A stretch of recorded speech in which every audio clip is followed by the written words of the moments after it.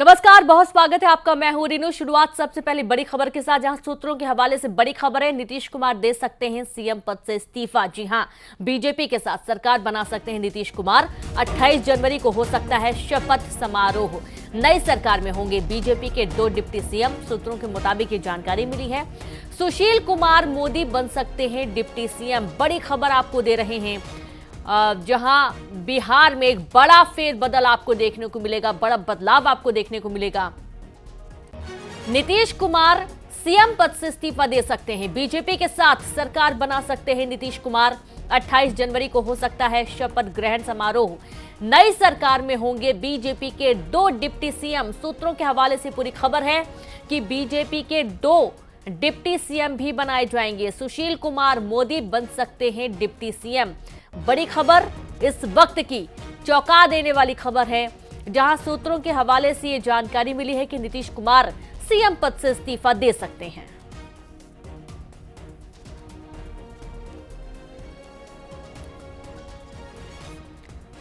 तो सीएम पद से इस्तीफा दे सकते हैं नीतीश कुमार। और एक ये बड़ी जानकारी, जहां बिहार की राजनीति में एक बड़ा फेरबदल आपको देखने को मिलेगा। बीजेपी के साथ सरकार बनाने की योजना नीतीश कुमार की। सूत्रों के हवाले से पूरी जानकारी है। नई सरकार में बीजेपी के 2 डिप्टी सीएम होंगे। सुशील कुमार मोदी बन सकते हैं डिप्टी सीएम। और इस तरीके से एक बार फिर से बिहार में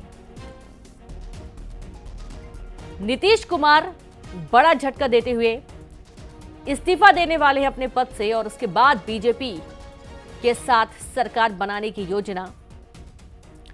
सूत्रों के हवाले से पूरी जानकारी, सुशील कुमार मोदी बन सकते हैं डिप्टी सीएम।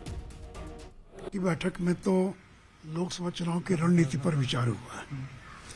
और जहां तक देखिए नीतीश कुमार या जदयू का सवाल है, तो राजनीति में हमेशा दरवाजा बंद नहीं रहता है। जो दरवाजा बंद रहता, आवश्यकता पड़ने पर खुल भी सकता है। अब खुलेगा कि नहीं खुलेगा, क्या होगा, ये मैं नहीं कह सकता हूँ। ये हमारा केंद्रीय नेतृत्व इन चीजों को तय करता है। जैसा मैंने कहा कि अगर दरवाजा बंद होता है तो राजनीति में दरवाजा खुलता भी है।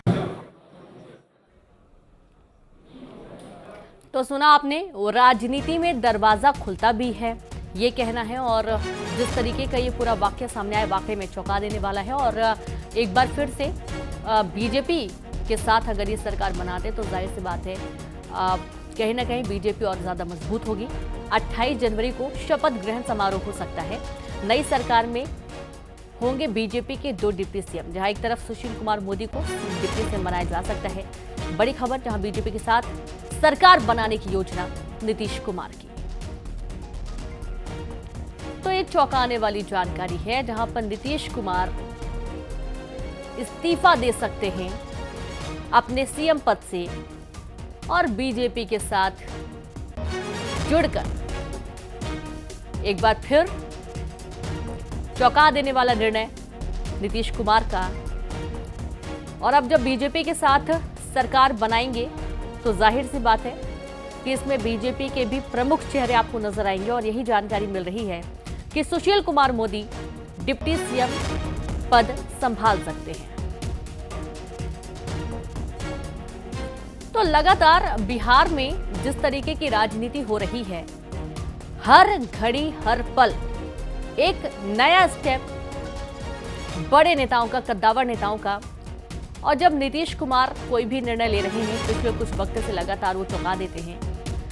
बहुत ही सूझबूझ के साथ, बहुत ही चिंतन मंथन, गहन चिंतन के बाद उन्होंने सीएम पद की सीएम पद उन्होंने शपथ ग्रहण किया था। और अब वे सीएम पद से इस्तीफा देकर एक बार फिर से बीजेपी के साथ जुड़ेंगे और सरकार बढ़ाएंगे, आगे चलाएंगे।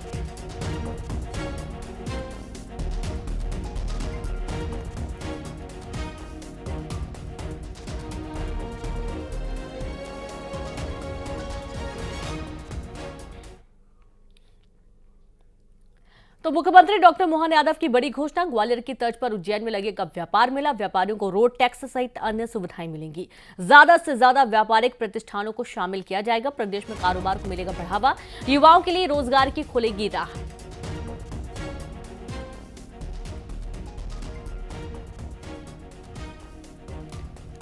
तो सीएम डॉक्टर मोहन यादव का बड़ा बयान, व्यापारिक मेला जो होता है वो अब उज्जैन में भी लगाया जाएगा। युवाओं के लिए रोजगार की राह खुलेगी और जाहिर सी बात है सुख सुविधाएं, व्यापारियों को रोड टैक्स सहित अन्य सुविधाएं मिलेंगी।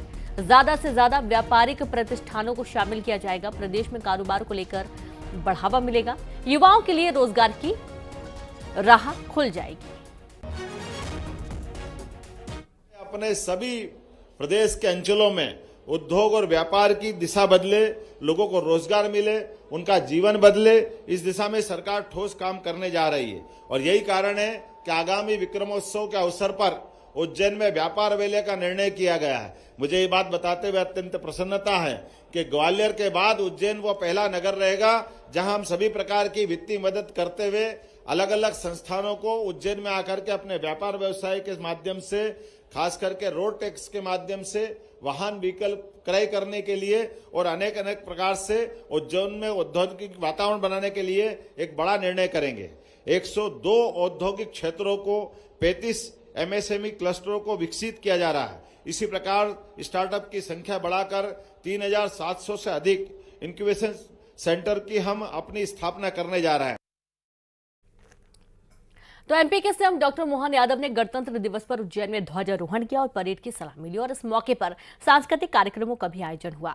मुख्यमंत्री पद की कमान संभालने के बाद सीएम मोहन यादव ने पहली बार झंडा फहराया और ये पहला मौका है जब मध्य प्रदेश के मुख्यमंत्री ने उज्जैन में ध्वजारोहण किया है। इस मौके पर सीएम ने कहा कि उज्जैन से अयोध्या के लिए हवाई सेवा जल्द शुरू होगी। सीएम डॉक्टर मोहन यादव ने कहा कि सभी संभागों की समीक्षा की जा रही है, सरकार जो कहती है वो करती है। उन्होंने कहा साइबर तहसील पर भी जल्द फैसला लिया जाएगा। आम आदमी के जीवन को सरल बनाने की कोशिश की जाएगी और इस दौरान अलग अलग विभागों की ओर से जन कल्याणकारी योजनाओं पर झांकियां निकाली गई। इसके साथ ही स्कूल के विद्यार्थियों ने देशभक्ति से ओत-प्रोत सांस्कृतिक नृत्य नाटिका की प्रस्तुतियां दी।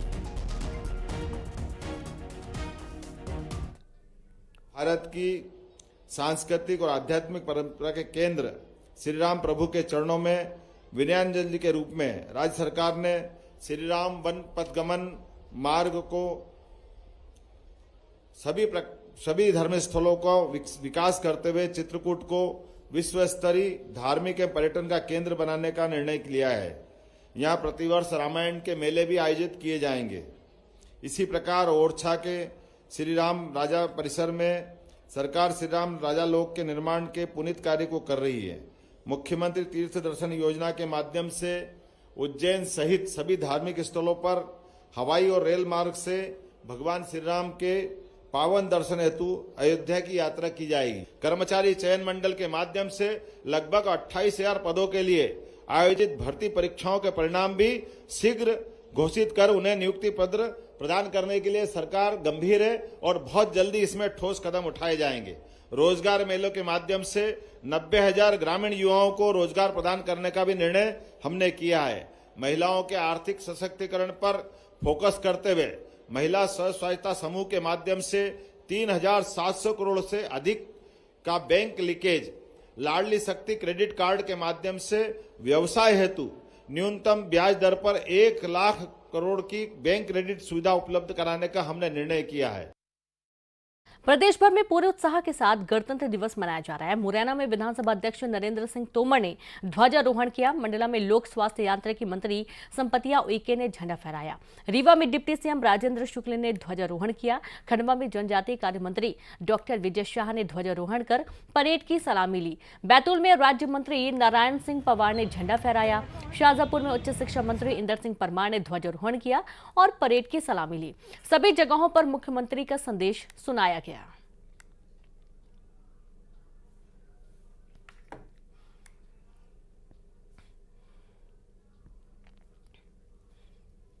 तो बात करेंगे झाबुआ की, जहां महिला बाल विकास मंत्री निर्मला भूरिया ने ध्वजारोहण किया तो नर्मदापुरम में परिवहन एवं स्कूल शिक्षा मंत्री उदय प्रताप सिंह ने झंडा फहराया। देवास में जल संसाधन मंत्री तुलसी राम सिलावट ने ध्वजारोहण किया और परेड की सलामी ली।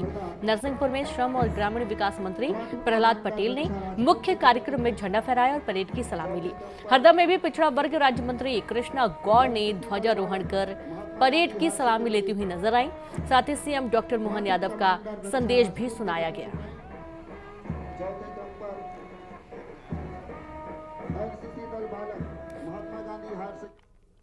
गणतंत्र दिवस पर कई जगहों पर शानदार झांकियां निकाली गईं। झाबुआ में गणतंत्र दिवस समारोह में रामचरित की नृत्य नाटिका प्रस्तुत की गई। नरसिंहपुर में भारत माता और श्री राम की झांकी निकाली गई। बुरहानपुर में गणतंत्र दिवस की प्रभात फेरी में भारत माता और भगवान राम की झांकी दिखाई दी।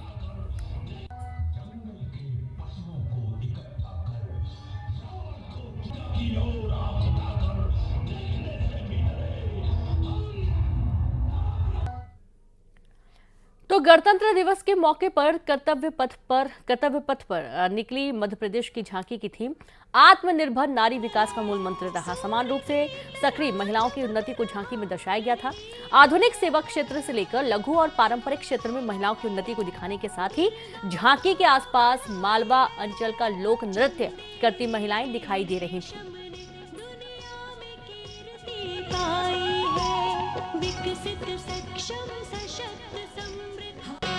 मध्य प्रदेश की इन बेटियों पर पूरे देश को मान है। सूर्य की तरह चमक रहा लहरी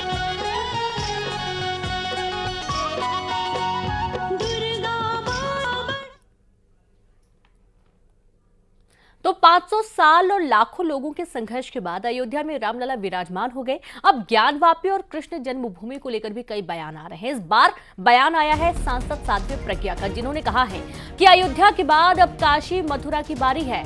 आक्रमणकारियों ने हमारी संस्कृति को मिटाने का प्रयास किया, लेकिन अब जल्द ही मंदिर पूर्ण होगा। ज्ञानवापी में मंदिर के खंडित होने के सबूत भी मिले। साथ ही पीएम की तारीफ करते हुए कहा कि प्रधानमंत्री मोदी के कार्यकाल में सबके साथ न्याय हो रहा है, जबकि कांग्रेस ने अतिक्रमणकारियों का साथ दिया था। प्रधानमंत्री मोदी जी काल में सबके साथ न्याय हो रहा है, विशेष तौर पे हिंदुओं के साथ भी न्याय हो रहा है। इसलिए हमारे जो धर्म स्थल हैं पुनर्जागृत हो रहे हैं। भारत विश्व गुरु बनेगा, भारत हमारा परम वैभव पर पहुंचेगा, ये हमारा लक्ष्य है और पूरा होगा। निश्चित रूप से ये जो ज्ञानवापी में जिस प्रकार से सबूत मिल रहे हैं, ये सबूत तो हैं ही, सबूत तो एक्चुअली वो जो खंडित होने के हैं वो मिल रहे हैं। देवी देवता हमारे विराजमान थे, मुगलों ने आकर के खंडित किया, यह सबूत मिल रहा है कि उन्होंने उनको दबाया, उनको कुचला, उनको आहत किया और हिंदुओं की आत्माओं को आहत किया है। और यह न्याय इतने वर्षों बाद मिल रहा है, ये माननीय प्रधानमंत्री मोदी जी की देन है। लेकिन कांग्रेस ने कभी इस पर कोई ध्यान नहीं दिया और कांग्रेस ने सदा वैसे आक्रमणकारियों का साथ दिया। और अब बात करेंगे ग्वालियर से बड़ी खबर की, जहां बल संप्रेषण गृह से 6 नाबालिग भागने का सीसीटीवी फुटेज सामने आया है। रसोईया और गार्ड को धक्का देकर भागे थे नाबालिग आरोपी। सिटी सेंटर स्थित बाल संप्रेषण गृह से भागे थे नाबालिग। एक नाबालिग को सुरक्षाकर्मी ने पकड़ लिया था। 6 नाबालिग भागने में सफल हुए थे। आरोपियों में अक्षया हत्याकांड के 3 आरोपी भी शामिल। पूर्व डीजीपी सुरेंद्र सिंह यादव की नातिन अक्षया यादव की हत्या के हैं आरोपी, जो कि बाल संप्रेषण गृह से भागने में सफल हुए। और इनका जो सीसीटीवी फुटेज है वो सामने आया। देखिए किस तरीके से गार्ड और रसोईया को धक्का देकर दीवार फांद कर यहां से भागते हुए ये सभी नजर आए।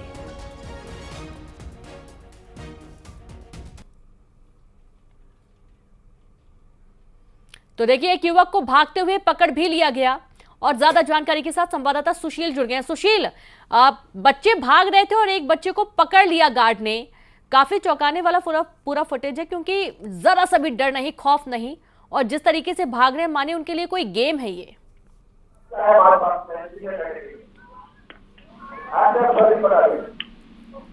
और सुशील, आपको आवाज आ रही है? बताएं कि क्या कुछ जांच इस पूरे मामले में अब हो रही है? बिल्कुल, देखिए ये कल सुबह 9 बजे के करीब जो ग्वालियर के केंद्रीय जो बाल संप्रेक्षण गृह है उससे 6 नाबालिग जो बाल अपराधी हैं वो फरार हुए थे। और इनके फरार होने का पूरा घटनाक्रम वहां लगे एक सीसीटीवी में कैद हुआ था।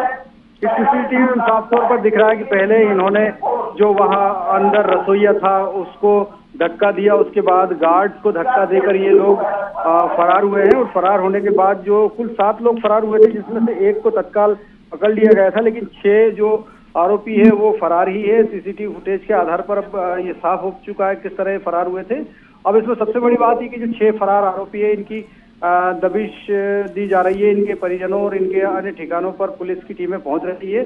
सबसे खास बात यह कि इसमें जो 6 आरोपी फरार हुए, इनमें 3 जो है वो नाबालिग आरोपी है, जिन्होंने अक्षया जो छात्रा थी उसकी हत्याकांड को अंजाम दिया था। अक्षया की गोली मारकर हत्या की थी पिछले साल 10 जुलाई को। तो निश्चित तौर पर गंभीर अपराध के जो ये 6 आरोपी हैं और इनकी तलाश में पुलिस लगातार तलाश कर रही है, दबिश दी जा रही है। पुलिस का कहना है कि जल्द ही इन लोगों को गिरफ्तार कर लिया जाएगा। बहुत शुक्रिया आपका सुशील जानकारी के लिए। तो आप देखिए कि बड़े आरोपी हैं ये, हत्या का इन पर आरोप है और इसके लिए ये बाल संप्रेषण गृह में रखे गए थे, लेकिन जिस तरीके से वे भाग रहे हैं, मानिए कोई गेम है और एक युवक को पकड़ लिया गया। मंदसौर में गैस की टंकी में विस्फोट हुआ, पूरा मकान मलबे में तब्दील हो गया। मलबे में दबे पति पत्नी, लोगों ने पति पत्नी को मलबे से बाहर निकाला। पत्नी की मौत हुई, पति की हालत गंभीर है। मंदसौर के राजीव नगर इलाके की पूरी घटना सामने आई है। तो मंदसौर में गैस की टंकी में विस्फोट हुआ और पूरा मकान मलबे में तब्दील हो गया। देखिए घटनाक्रम। और अगली खबर, छिंदवाड़ा में गोदाम में लगी आग, गोदाम में लगी भीषण आग, गोदाम में रखा सामान जलकर खाक हो चुका है। आग कैसे लगी, मामला जांच का विषय बना हुआ है। फिलहाल लाखों के नुकसान की बात कही जा रही है।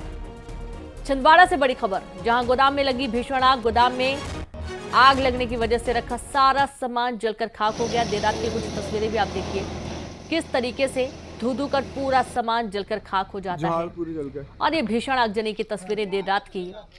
आग लगने का कारण अभी फिलहाल स्पष्ट नहीं है कि आग कैसे लगी है। मामले की जांच की जा रही है। छिंदवाड़ा की खबर, जहां गोदाम में भीषण आग लगी। और यहां पर वक्त एक ब्रेक का है, हम जल्द लौटेंगे।